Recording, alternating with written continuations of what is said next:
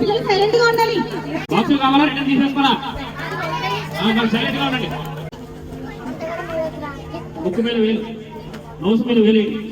Hi అండి, నేను ఎక్కడున్నానో ఇక్కడ ఏం జరుగుతుందో మీకు అర్థమై ఉంటది. బాల గణేష్ దగ్గర సరస్వతి పూజ జరుగుతుంది. ఈ చుట్టుపక్కల ఉన్న చిచ్చరి పిడుగులంతా ఇక్కడే ఉన్నారు. ఎందుకు అలా అంటున్నానంటే వీళ్ళని గణేశం దగ్గర డీజెల్ పెట్టి డాన్స్లు ఆటలు ఆడమంటే ఆడతారు, కానీ శ్రద్ధగా ఒక 10 నిమిషాలు పూజలో కూర్చోమంటే వాళ్ళకి కష్టం. ఇలా కూర్చొని శ్రద్ధగా గణేశుని పూజించండి, గణరాజు మీకు జ్ఞాపశక్తిని ఇస్తాడని చెప్పి ఇలా అయితే కూర్చోపెట్టాము. ఓన్లీ పూజ అంటే వీళ్ళకి ఇంట్రెస్ట్ రాదనేసి గిఫ్ట్ గా కంబాక్స్ అయితే పంచారు. అదేనండి మేము చేసిన తప్పు. అప్పుడు దాకా ఎలాగో శ్రద్ధగా పుస్తకానికి పూజ చేస్తున్నారు, ఇంకా కంబాక్సులు పంచిన దగ్గర నుండి నాకు రెడ్ కావాలి, నాకు బ్లూ కావాలి, నాకు ఎల్లో కావాలని ఒకటే గొడవ. పాపం పంతులు గారు వీళ్ళ గోలని భరించలేక సేపు ఆయనే గురువు అయ్యారు. పంతులు గారికి ఒక బెత్తం ఒకటే తక్కువ. అయినా పర్వాలేదు, నా చేతిలో మైక్ ఉంది, జాగ్రత్తగా కూర్చోండి గద్దించారు. వాళ్ళకి అలా చెప్పినా కూడా భయపడరండి. మీకు ఇచ్చిన కంబాక్స్ వెనక్కి తీసేసుకుంటాను అని చెప్తే అప్పుడు సైలెంట్ గా కూర్చొని పూజ అయితే చేశారు. దానికి పూజ అయితే కంప్లీట్ అయింది. ఇప్పుడే దేవునికి హారతి ఇచ్చి మనకు కూడా హారతిని తీసుకోమని చూపిస్తున్నారు. చేతిలో ఒక కంబాక్స్ ఉన్నా కూడా ఈ కలర్ వద్దని మళ్ళీ అదే గోల మొదలు పెట్టారు.